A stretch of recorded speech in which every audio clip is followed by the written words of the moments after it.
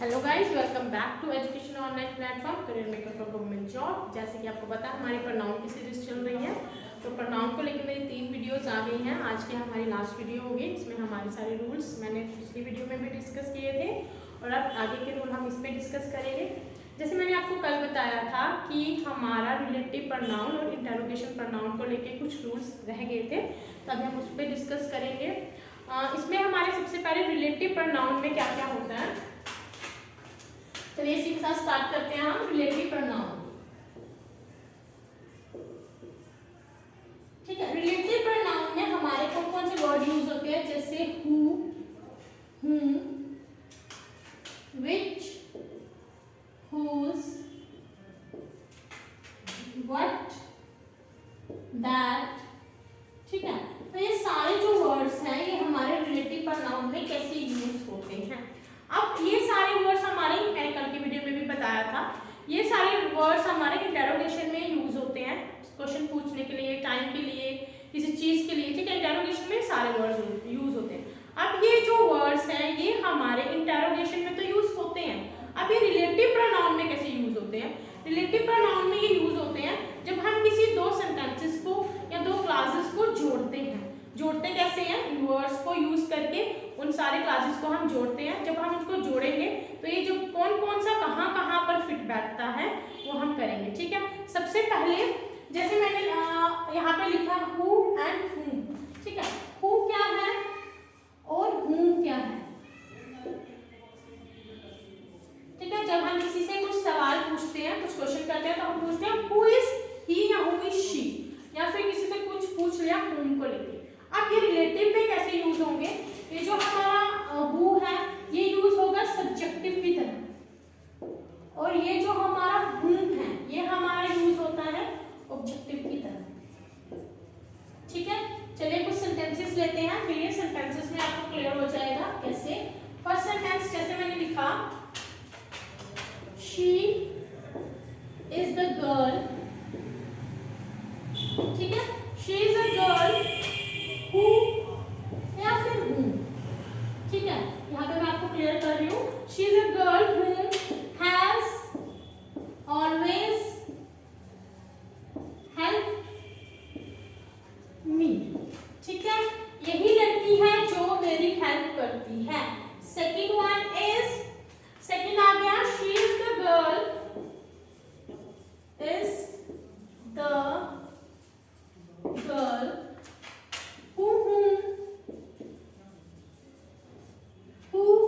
whom I have helped। ठीक है, ये हो गया हमारा दो सेंटेंसेस। अब मैं आपको बताऊंगी कि ये सब्जेक्ट की तरह कैसे यूज होता है और ऑब्जेक्ट की तरह कैसे यूज हुआ।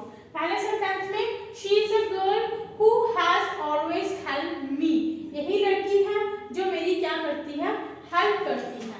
तो यहाँ पे क्या आ जाएगा हमारा हु।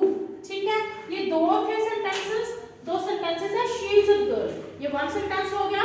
सेकंड वन है हमारा शी ऑलवेज हेल्प मी। ठीक है, अगर हमने इसको अलग सेंटेंस लिया तो हम लिखेंगे she has always help me, ये हमेशा मेरी हेल्प करती है। ठीक है, अब ये दोनों सेंटेंसेस को हमें एक बनाना है, एक तो बनाया, दूसरा इन दोनों सेंटेंसेस को जोड़ के हमने जब इसको एक बनाया तो हमारे क्या यूज होंगे, ये word as a relative pronoun. ठीक है, तो यहाँ पे हमारा हो गया who. Next one is that is in a subjective form, she के लिए ही हु यूज हुआ है। Second one is she is a girl that, she is a girl who या फिर whom आई हैव हेल्प्ड, यही लड़की से मुझे हेल्प मिलती है, इसका ये मतलब हुआ। अब यहाँ पे सब्जेक्ट क्या है, आई मुझे हेल्प मिली तो मैं सब्जेक्ट हूँ, किससे हेल्प मिल रही है, उस लड़की से, तो लड़की is third person and we also can say she is a object. और जब ये ऑब्जेक्ट की तरह यूज होगा तो हमारा क्या यूज होगा, whom। She is the girl whom I have helped, यही लड़की है जिसने मेरी हेल्प की, इसके द्वारा मुझे हेल्प मिली। तो ये हमारा हो गया सब्जेक्ट और ऑब्जेक्टिव केस। चलिए नेक्स्ट है हमारा एक और सेंटेंस, चलिए इससे आई होप आपको इससे समझ आ चुकी होगी। नेक्स्ट है हमारा whose। whose कहाँ लगता है, that was first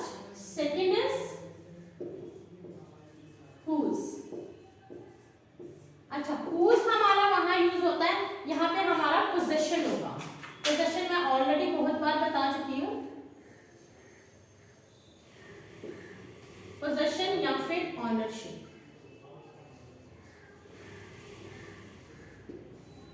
ठीक है, जब हम किसी चीज के बारे में आइडेंटिफाई कर देते हैं कि ये चीज उसकी है, तो ये चीज मेरी है, ये चीज उसकी है, तो ये चीज हो गई हमारे ऑनरशिप। चलिए समझते हैं इसको सेंटेंसेस के साथ। अच्छा, सबसे पहले हमारे जो एंटीसीडेंट होते हैं, उस दिन भी बताया था, जिस चीज को बार बार रिपीट कर रहे हैं, जिस नाउन को बार बार रिपीट कर रहे हैं, उसके लिए प्रोनाउन यूज होगा, और जिस वर्ड के लिए यूज होता है दैट इज एंटीसीडेंट। एंटीसीडेंट के साथ क्या होगा? एंटीसीडेंट जब हमारा लिविंग होगा, ठीक है, पर्सन होगा या फिर लिविंग होगा, वहां पे हमारा whose यूज होता है, पर्सन या फिर लिविंग। और दूसरा ये यूज होता है पर्सोनिफिकेशन में, जब हम किसी नॉन लिविंग थिंग्स को ह्यूमन की क्वालिटीज दे देते हैं तो वो होता है हमारा पर्सोनिफिकेशन। दूसरा ये वहां भी यूज होता है। चलिए कुछ सेंटेंसेस देते हैं, उसके साथ समझते हैं इस चीज को। First one is the girl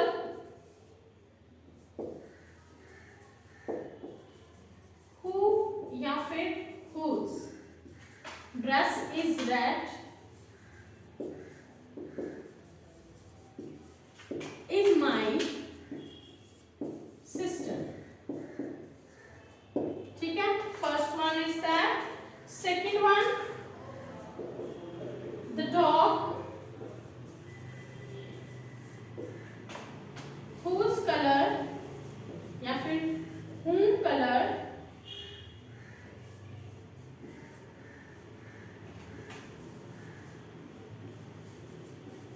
is black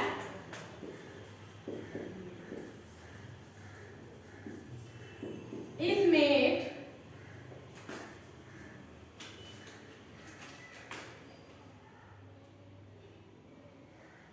the dog whose color is black is mad। ठीक है, ये हमारे दो सेंटेंसेस हो गए। द गर्ल हु या फिर whose dress is red is my color is my sister। Sorry, the girl वो लड़की जिसका ड्रेस रेड है वो मेरी सिस्टर है। ठीक है, तो यहाँ पे हु आएगा कि whose आएगा? whose आएगा, क्योंकि ये पोजेशन फॉर्म में है, वो उसकी सिस्टर है, तो ये पोजेशन हो गया। The girl whose dress is red is my sister। Second one, the dog whom या फिर whose color is black is mad। अब हमारा whom यूज नहीं होगा, क्योंकि whom हमारा किस लिए यूज होता है? ऑब्जेक्ट के लिए, और ऑब्जेक्ट यहाँ पे हमारा कोई है ही नहीं। यहाँ पे डॉग है जो यूज एज अ सब्जेक्ट हुआ है, और ये पोजेशन फॉर्म में है कि डॉग है जिसका कलर ब्लैक है, वो मैड है, तो यहाँ पे हमारा क्या आ जाएगा? whose। ठीक है, ये हो गया हमारा who, whose and whom। अब नेक्स्ट है हमारा, नेक्स्ट हम इसको लेके चलते हैं।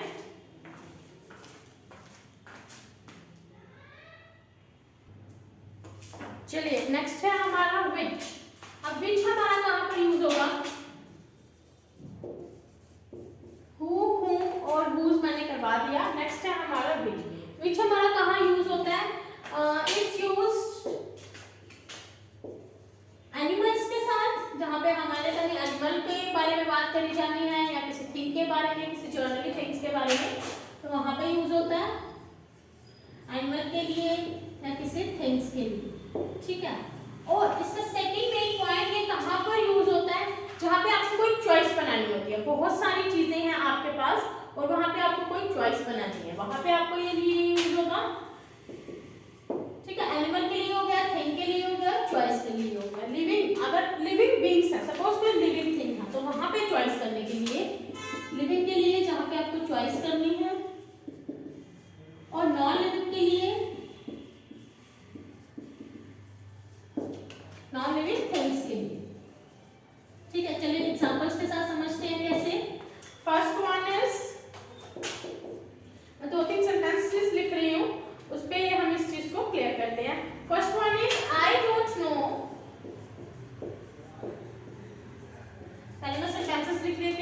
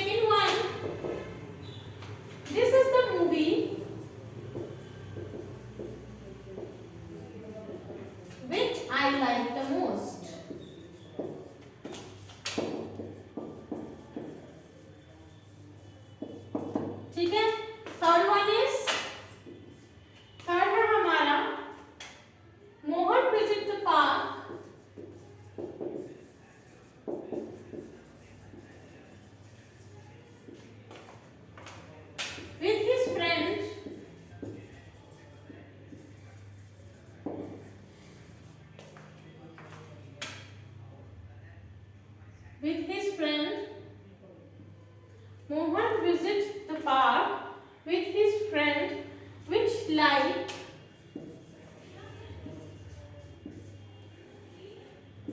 with his dog लिख लो क्योंकि ये लिविंग में भी हो गया, फ्रेंड भी लिख सकते थे वैसे, which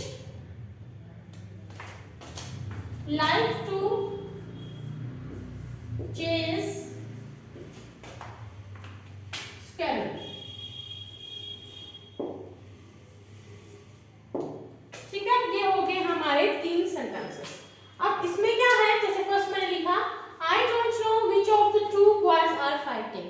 अब हमें यहाँ पे चॉइस मिली है, बहुत सारा ग्रुप है, कौन से 2 बच्चे हैं जो फाइटिंग कर रहे हैं वो हमें नहीं पता, तो यहाँ पे हमारी चॉइस बनती है, हमें नहीं पता है, तो यहाँ पे हमारा आ गया which, यहाँ पे चॉइस कर लिया I don't know which of the two boys are fighting। Second one this is the movie which I like the most। यहाँ पे भी आपकी चॉइस बन गई क्योंकि बहुत सारी मूवीज हैं, बट कौन सी मूवी है जो आप ज्यादा पसंद कर रहे हो, that is which। he visit the dog with which dog which, अच्छा ये आ गया he visit the park with his dog which like to chase squirrel। उसको वो अपने पार्क में आना पसंद करता है डॉग के साथ, कौन सा डॉग है जो स्क्वारल को चेस कर रहा है, स्क्वारल का पीछा कर रहा है।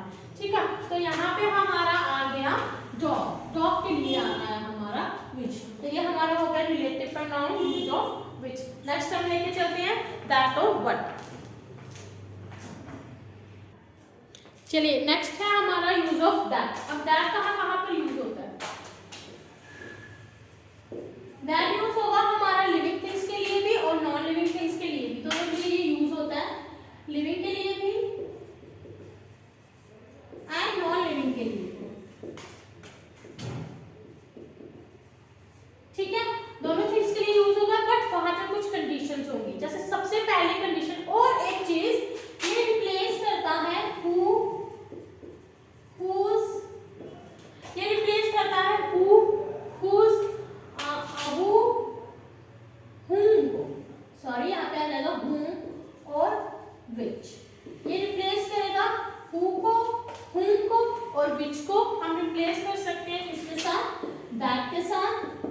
देखिए सबसे पहले superlative degree of adjective. Superlative degree of adjective क्या होता है, जैसे सपोज 3 टाइप ऑफ डिग्रीज होते हैं, positive, comparative and superlative. Positive जो सिंपल हो गया, जैसे गुड, बेटर, बेस्ट। ठीक है, तो गुड लिखा हमने, बेटर लिखा और हमने बेस्ट लिखा। ठीक है, तो ये कंपैरिजन हो गया, गुड वो अच्छा है, बेटर जब हम 2 लोगों के बीच में कंपैरिजन करते हैं दैट इज कंपैरिजन, और सुपरलेटिव जो पूरे ग्रुप में सबसे अच्छा होता है दैट इज बेस्ट। तो ये हमारे सुपरलेटिव डिग्रीज ऑफ एडजेक्टिव होते हैं, वहां पे भी हम दैट यूज कर सकते हैं। देखिए मैं सेंटेंसेस बताती हूँ, तो ये सुपरलेटिव में भी यूज होता है डिग्री ऑफ एडजेक्टिव। ठीक है, ये हो गया हमारा सुपरलेटिव डिग्री ऑफ एडजेक्टिव। ये मैंने आपको बता दिया 3 टाइप्स के होते हैं, positive, comparative and the superlative. अब सुपरलेटिव जहां पे आपको बेस्ट चीज दिखाई जाए, ठीक है, बेस्ट चीज जहां पे आपको दिखे वहां पे आपको जो मेरा सुपरलेटिव लेवल की होगी वहां पे हमारा दैट यूज होगा। चलिए समझते हैं कुछ सेंटेंसेस के साथ। First one, this is the best movie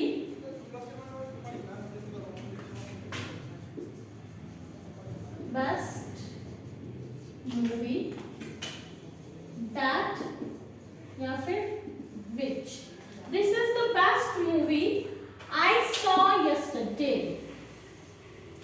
first ये हो गया। Second one, he is the most intelligent boy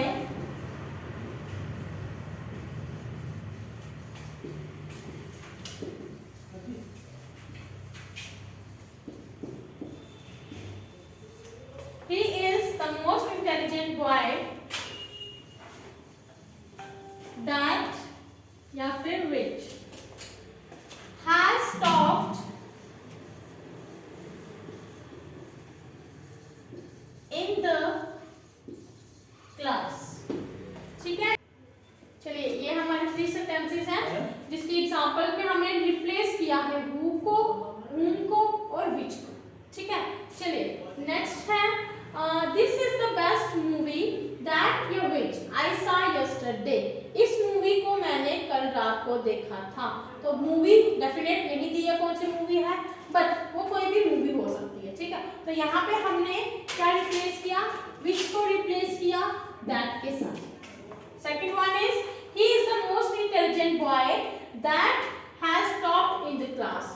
यही वो लड़का है, इंटेलिजेंट लड़का है जिसने क्लास में टॉप किया है। तो ये यहाँ पे हमारा दैट किसके साथ रिप्लेस हुआ, हु के साथ। Second one is the dish that which I ordered was delicious. जो डिश मैंने ऑर्डर करी है वो बहुत ज्यादा डिलीशियस है। तो ये रिप्लेस इसने किसको किया, विच के साथ। और एक चीज है जहां पे हमें इंडेफिनिट टर्म दी होगी, ठीक है, इंडेफिनिट टर्म्स हो गई, जैसे मैंने कल भी बताया था डेफिनेट नंबर नहीं पता होगा, जैसे एवरीवन हो गया, सम हो गया, ऑल हो गया, फ्यू हो गया। ठीक है, ये जितनी भी टर्म्स होगी यहाँ पे हमारा दैट यूज होगा। ठीक है, अभी मैं कुछ एग्जांपल्स देती हूँ, फिर एग्जांपल्स के साथ समझते हैं। My father has given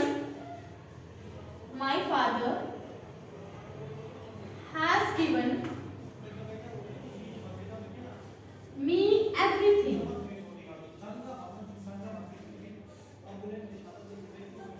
that he has। ठीक है, my father has given me everything that he has भी लिख सकते हैं, had भी लिख सकते हैं इसमें। ठीक है, has भी लिख सकते हैं, had भी। Second one is she is the only girl that has helped me। she is the only girl that had helped me। ठीक है, ये हमारे हो गए दो सेंटेंसेस। देखिए अब ये हमने कहां पे दैट यूज किया, my father has given me everything that he had. ये आ गया हमारा एवरीथिंग। डेफिनेट थिंग का हमें नहीं पता है कि क्या, बस जितनी उसके फादर के पास चीजें थी, कुछ भी था, वो उसने उसको दे दिया, इसमें हमारा दैट यूज हुआ। Second one, she is the only girl that has help me. यही लड़की है सिर्फ जिसने मेरी हेल्प की है। तो यहाँ पे हमारा यूज हो गया दैट। अब हमारा एक बच गया, दैट इज व्हाट। अब व्हाट का यूज करके उसी के साथ हमारा प्रोनाउन खत्म होगा। चलिए नेक्स्ट कर लेते हैं हमारा व्हाट का। चलिए नेक्स्ट है हमारा व्हाट। अब इंटरोगेशन में व्हाट कहाँ पे यूज होता है ये तो आपको पता है, जब हम किसी को किसी चीज के आस्क करते हैं, कुछ पूछते हैं, what is your name, what are you doing, ठीक है, ये सारी चीजें।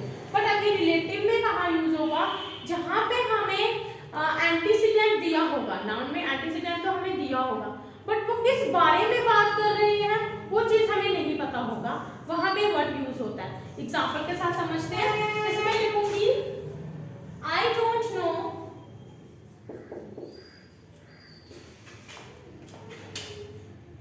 That you are talking about.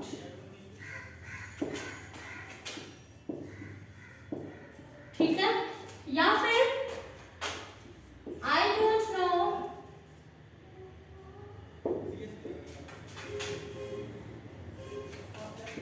he said।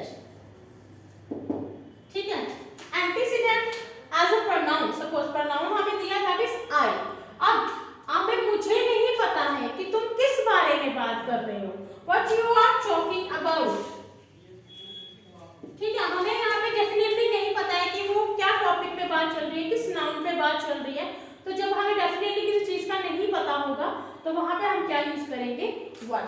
ठीक है, आई don't know what he said, मुझे नहीं पता कि उसने क्या कहा। तो जब ऐसी टर्म्स होंगी वहां पे हमारा क्या यूज होगा, what. Second one, interrogation. Interrogation के तो रूल्स आपको ऑलरेडी पता ही होंगे। इंटरोगेशन में भी दो टाइप्स के होते हैं, beginning with helping verb and beginning with WH family.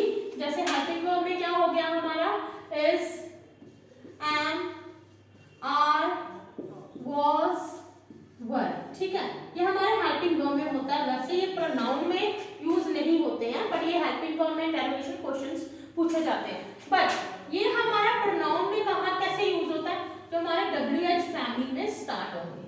तो ये आपको ऑलरेडी पता है इसमें कौन से सेंटेंसेस होते हैं, व्हाट, व्हेन, व्हाई, वेयर, ठीक है, ये सारे सेंटेंसेस होते हैं हमारे इंटरोगेशन में। तो जो यहाँ से शुरू होंगे वो हमारे इंटरोगेटिव प्रोनाउन होते हैं। व्हाट, व्हेन, व्हाई, वेयर, ये सारे हमारे हो गए इंटरोगेशन प्रोनाउन, ठीक है। और इसके साथ हमारा क्वेश्चन मार्क आएगा। बस इंटरोगेशन में आपको ऑलरेडी पता है कि कौन कौन सी चीजें होती हैं, कौन कौन से सेंटेंसेस होते हैं, तो इसको मैं ज्यादा डिटेल में नहीं लेके जाऊंगी। तो इसी के साथ हमारा प्रोनाउन सीरीज खत्म हो गया। हमारे 4 वीडियो बन गई हैं प्रोनाउन पे, जिसमें मैंने डिटेल में सारे रूल्स पढ़ाए हैं। तो आप सब मेरी पिछली वीडियोस भी देख सकते हैं। तो चलिए हम नेक्स्ट कल हाजिर होंगे अगली वीडियो लेके नेक्स्ट टॉपिक के साथ।